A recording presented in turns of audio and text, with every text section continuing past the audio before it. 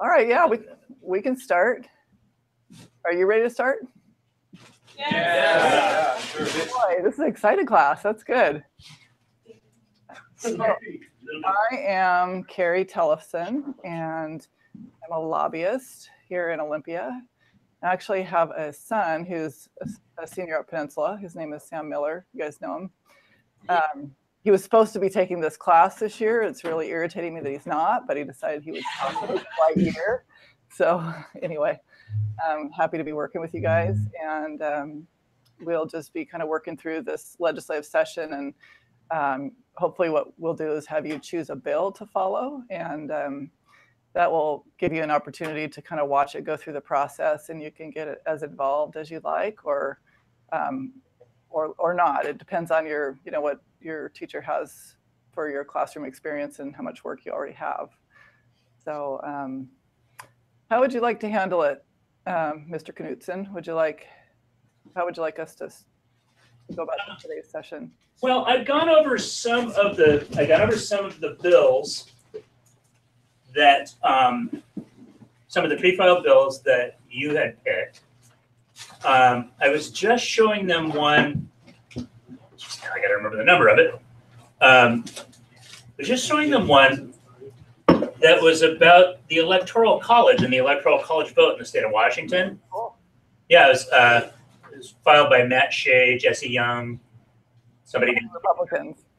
Yeah, all Republicans, and it would eliminate the winner-take-all rule for electors' choice in Washington. Okay. So I was showing them that. Okay. There was another one that was just Matt Shea that filed it. It was about the governor, or no, it would eliminate the ability of the governor to disarm people during a state of emergency. Oh, okay. Yeah. I can't see that one going anywhere, but yeah. And both of those. So I guess you guys have to decide whether or not you want to watch a bill that has a chance of moving forward, or a bill that might be really interesting but maybe doesn't. And so that's part of the discussion today, is maybe just to kind of give you an idea of what happens during the legislative process. So we have a 60-day session, and for a bill to make it all the way through the session, it has to go through several checkpoints. And the first checkpoint basically is like the first week in February, where a bill has to be out of the committee in the House of Origin.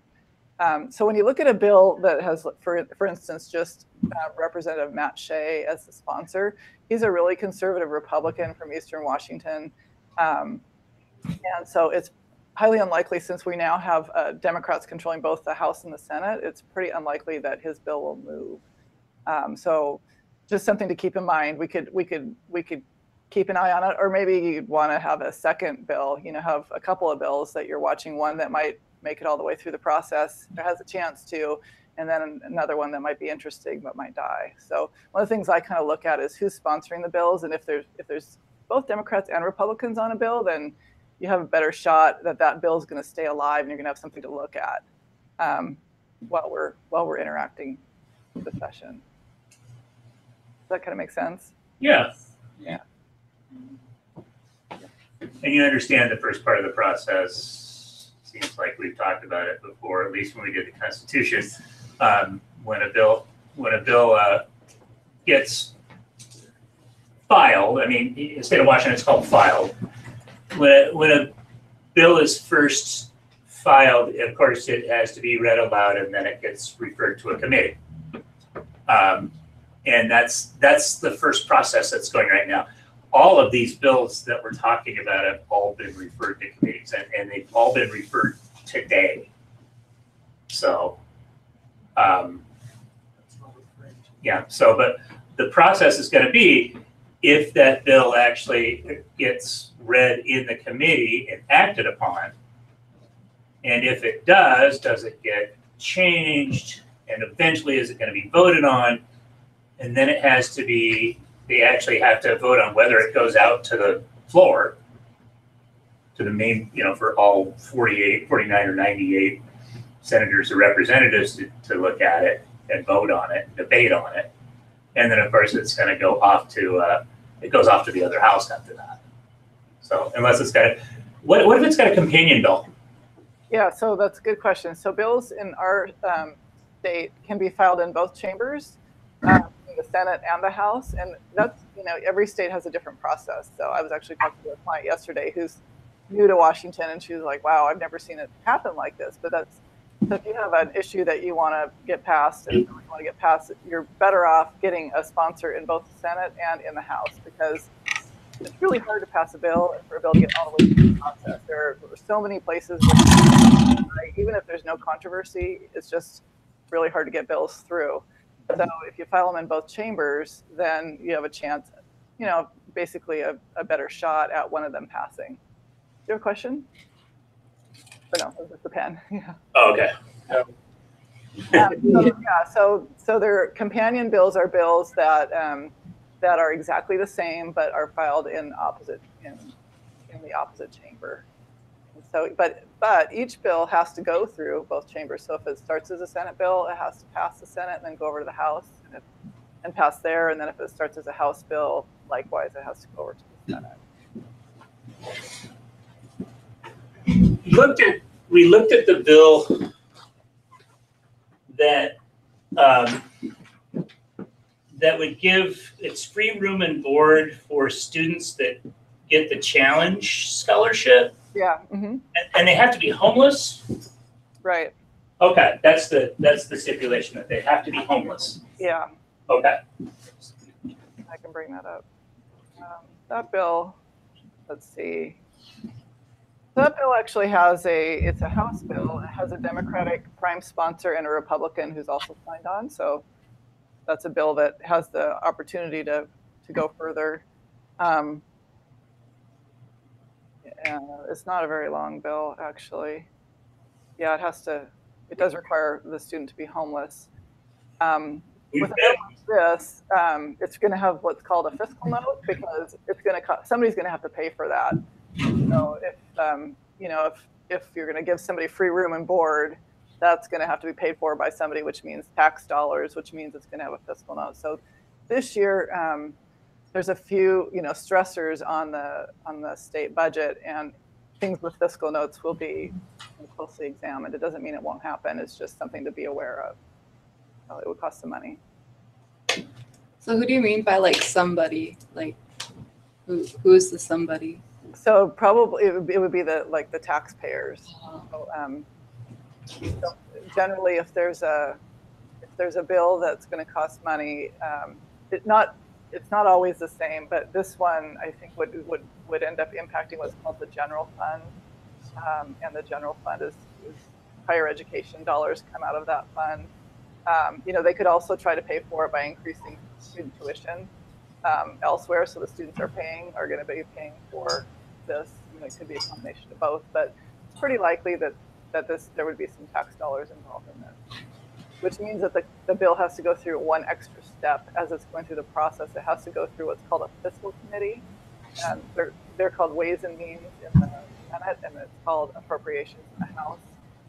And that committee evaluates exactly how much would it cost to house these students. They would look for data from all of the colleges, the state colleges, and private universities would look for data, but they would only use the state college data, and then that's how they would come up with their dollar amount, what it would essentially cost.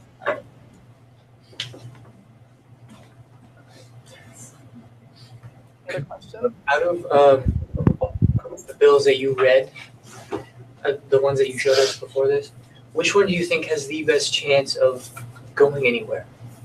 I actually didn't evaluate it for that. I just kind of looked at stuff that I thought you guys might be interested in, but we can do that. That's a good question. Because I think this bill, the one we're talking about, really has a pretty good chance. I was looking at some stuff that passed last year, and it would have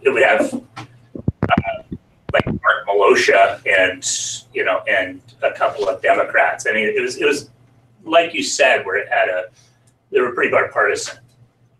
So bills that passed last year. So, because I forgot what the one I was had the same number as one of the ones I was looking at this year. So I just hit the one for last year, and it was I can't remember what it was about now, but it was a pretty social, kind of a social funding bill. Can't remember what it was, what type it was though. On schools or on students too? Yeah, it was something K-12ish. Yeah. So. Yeah, I don't remember that. Yeah. So just so you guys know a little bit about me, I work for a law firm in Tacoma. We're just a small firm, and just a couple of us do the lobbying. So my clients are all businesses, basically. So when we talk about bills, like there are so many bills that go through the legislature, and I'm not going to know really anything about most of them because I deal with really kind of a specific subset of issues on behalf of the clients that I represent. So that's what I do as a lobbyist. So part of what we'll do here in this kind of 60-day window is when we work together is learn the issues together, the issues that you choose. So I'm not necessarily an expert on the issues. I'm an expert on the process, and then I try to learn the issues. And so you're going to know probably about as much about issues as I am when it comes to the actual subject matter, some of this stuff. But the key is to watch it go through the process. There's a couple of things that could happen. If we picked a bill and we really liked it and we really advocated it, Carrie might tell us to write an email to the committee chair or somebody to give the bill a reading, or to dislodge it. And we talk about pigeonholing, right? And where they could dislodge it and actually have it read for the committee and actually have it considered. So we can do that. That's something she'll coach us through. Exactly. So the thing is, if you're wanting to get really involved in the process, I would recommend picking bills that kind of are within your own realm of experiences, because legislators are going to care about, they're going to care about your comments on a bill if the bill has to do with something that's common to students, for example. So while it might be interesting to look at some, handgun bills or some of the more controversial bills, if you wanted to weigh in on them, it would just be, more for the experience, but they wouldn't necessarily put your comments at the top of the list, for example. But on anything having to do with students, I think the legislators would be really interested to get feedback from you. So we might talk about sending emails. Another option is you can ask me to testify on the bill on your behalf. We even in the past have had students come down and testify themselves on bills. So it's kind of the range of however much you want to get involved, you can get involved. But it's easier for you to be involved, and it will be taken, I think, with a higher degree of kind of seriousness if it's an issue that's kind of within the realm of your experiences or what you could be experiencing when you go to college. A question? I was wondering when we were going to decide on a bill to sponsor and focus on. It would be good, it would be good if we could have one nailed down by the next meeting, but it would be even better if you guys could decide today. What's happening now, so as bills are being introduced every day, as Mr. Knutson mentioned, and then they're being referred to a committee for a hearing. So the first step is there's a public hearing. But because every bill in a short session has to be voted out of the committee by the cutoff date of February, I can't remember what it is, it's like February 3rd or something. What happens is that the first 3 weeks of session are when the hearings are, and then the last week is usually when bills are being voted on. And so if we wait until the next time you and I meet, that'll be 2 weeks from now, and so it'll be a little bit late. Doesn't mean we can't keep tracking a bill, but it would be best if we could pick a bill today. What did you guys think of House Bill 2324, the one that had colleges keep track of all freedom of expression? You don't like it? I'm not sure if it's negative or positive. Can you be an anti-lobbyist? Could we go against it? Of course we can. But why would Is that there be a thing? bad? If it goes anywhere, huh? Why would that be bad if that bill went through? Why would it be bad if that bill went through? Yeah, why would we be against it? Because that could leave the door open for negative impacts to the colleges. Talk about House Bill 2324. It was the one that had colleges had to report incidences where they had to take action on incidences of free expression, as it said in the bill. I like when it's so big. But, you know, of course, their big question was why? Why would we do that at all? And I thought, well, I don't know if they were looking at, you know, if a college allowed too much of it and had too much strife and stuff going on, they could possibly reduce funding for the college. They could, I don't know. I mean, so this bill, I'm looking at it now, is sponsored by Representative Van Werven, who is a Republican. It's just got one sponsor. oh, That's interesting.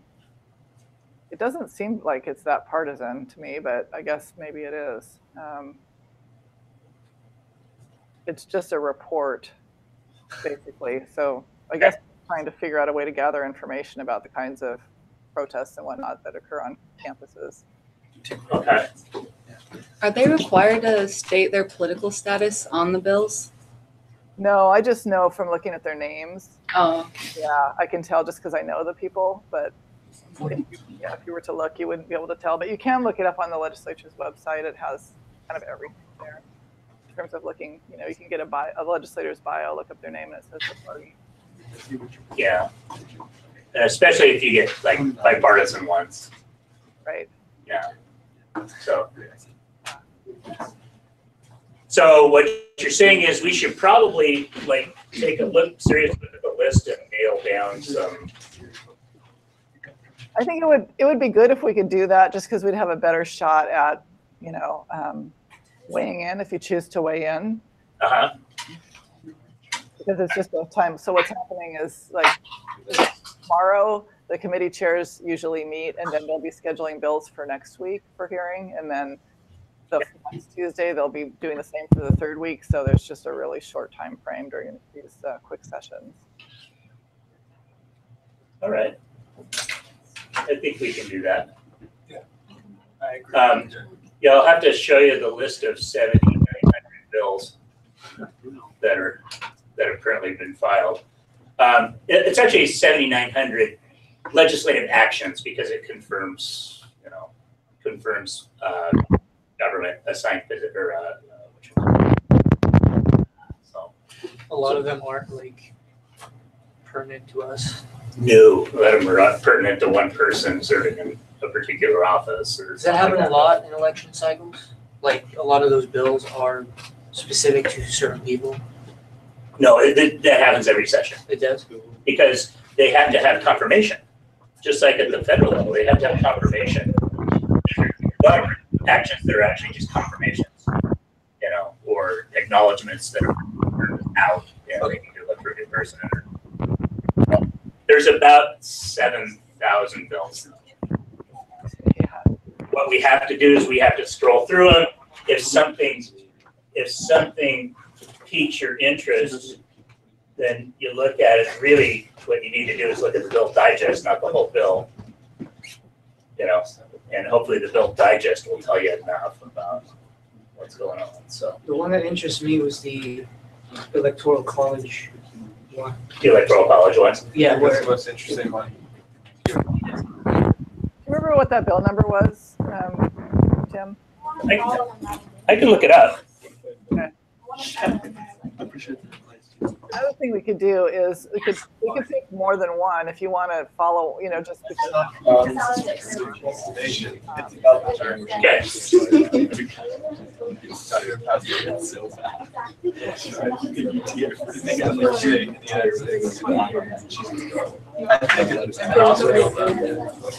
It'd be cool.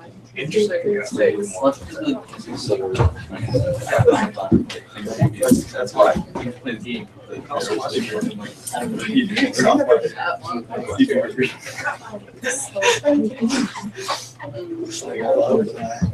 the KP.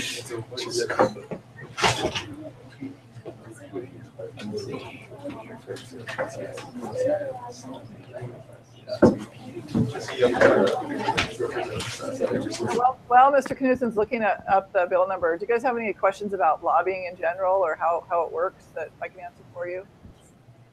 buddy. How does it work?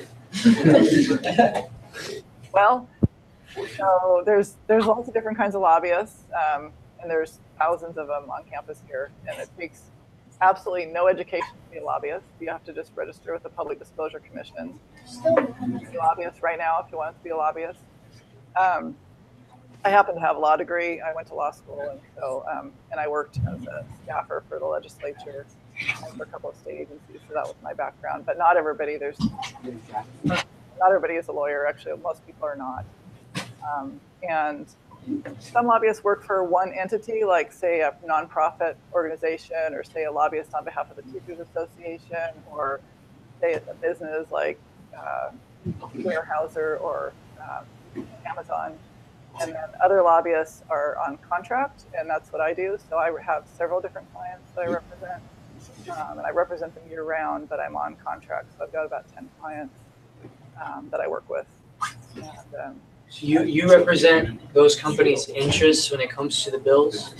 yes. What's being passed? Yep. So in some cases, the clients are asking. So any subject matter, for instance, I represent, what's an easy one? I represent Ford Motor Company.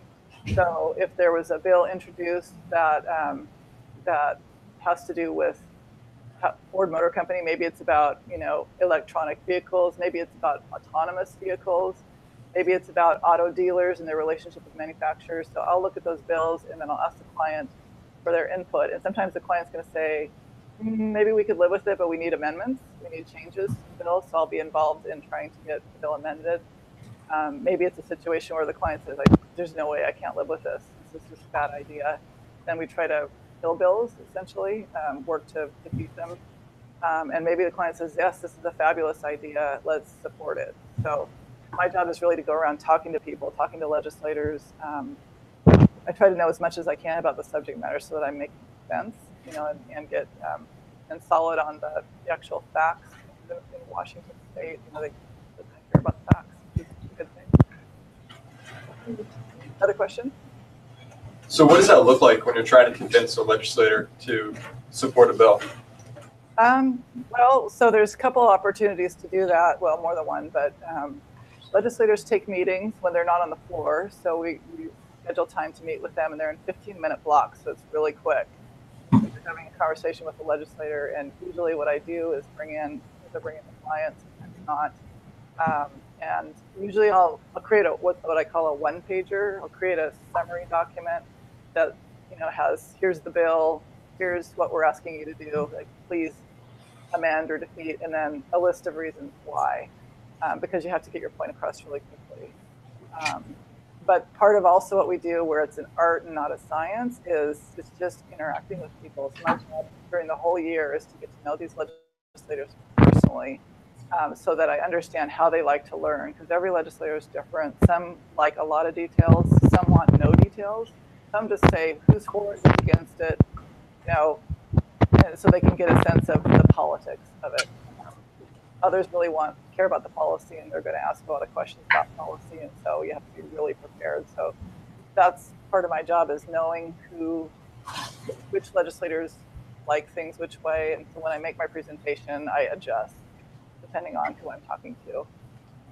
So you've got the 15-minute meetings. The other thing is just the hallway conversations. So all day long, you're just grabbing people. Like you walk through the hall between classes. That's how the legislative hallways are, just like the class hallway. Really crowded. You try to grab people. Part of what we have to do is hunt people down and talk to them. So it might be a 2-minute conversation. Sometimes that's all you need. Say, hey, I'm wondering where you are on this issue, and they might say I need more information, or they might say, oh, I'm with you. Don't worry about it. So that's another way that we communicate. And then the third is just through email.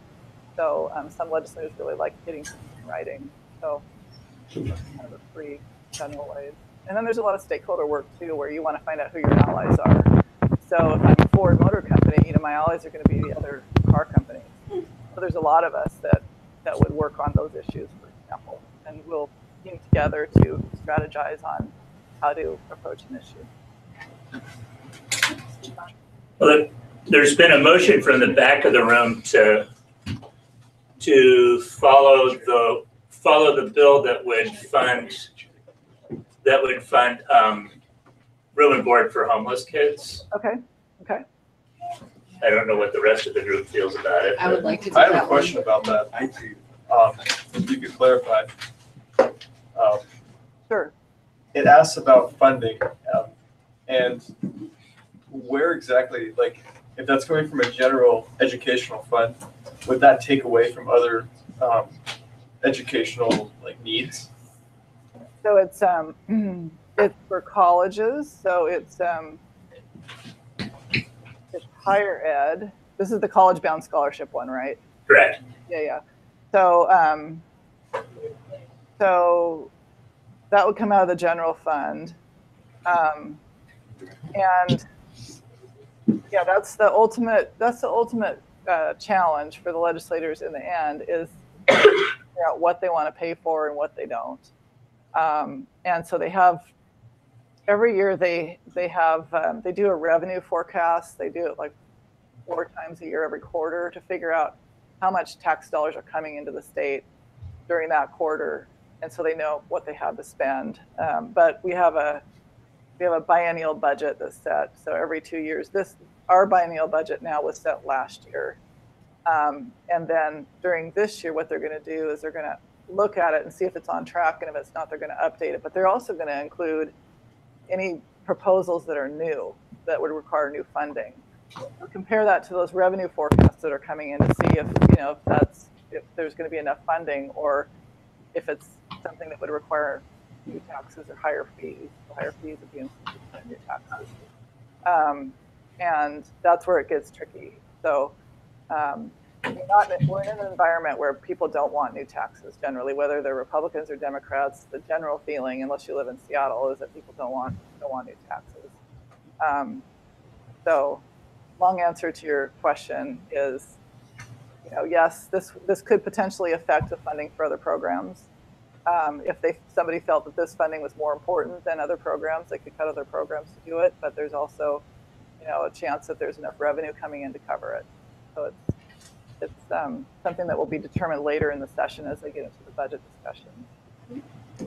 Does the bill talk about any prohibits? So say this kid, he goes through 2 years of college, but he decides he wants to drop out. So then there's a whole bunch of tax money wasted on that student. Do they have to pay anything back, or they just get a free ride? I haven't read it super carefully, but that's something that it's a really good point. It looks like here they're saying, okay, there's a bunch of eligibility requirements for the college-bound scholarship program. What this does is it takes the current program of this college-bound scholarship program, and then it adds this other piece to it, which is the room and board. But I see that, so for the college-bound scholarship program, to continue eligibility, you have to have average, no felony convictions. I feel like that bill might be controversial due to the fact that it would impact taxpayers. And then they get a free ride, but if they Or decide to drop, that's the problem. Yeah, it would hurt all of us. That's hard. I don't know. I know, but Can you be an anti-lobbyist? Oh, of course you can. Yeah. So this bill only has one sponsor. Also, it's a Democrat. Now, in this environment, it has a chance of getting through, but it also, because it doesn't have any Republicans on it, I don't know what that means. So I don't know whether that means that they couldn't get a Republican sponsor to sign with it, or somebody just tried to drop a bill really quickly. Does it mean something that possibly, if it had somebody that was on an education committee or somebody that was on a Ways and Means and or Appropriations Committee, it'd probably have a better chance, right? Good point. I'm looking that up right now. So it's Zach Hudgens. Okay. We're down to just a couple minutes here. Let me see. Do you ever have to log Members by things that you don't agree with? How often does that happen for her? All the time. But does she do that? Does she have a choice to turn it away? She doesn't do her own personal. Well, it's generally not a for or against at the legislative level. It's somebody advocating for their own self-interests. So it could be somebody that says, say for example, they're gonna make a law or introduce a bill that makes it so it's cheaper pharmaceuticals for people. There's going to be a bunch of different interests here. There's people that are too poor to pay for the drugs. There's the pharmaceutical companies that want to pay for it. There's going to be some pharmaceutical companies that don't like it. I mean, because they want to get. I mean, she represents whoever hires her. So, yeah. So we have like 1 minute left. I'm looking at that. The answer to your question, Zach Hudgens is on the Appropriations Committee, though not on the Education. Okay. Appropriations. So there's that. So that's good. Okay. So it is some chance. If you to make a decision, you can also just email me with your decision, so you can have a couple days to think about it. Totally fine. Yeah. Okay. All right. We will do that. Well,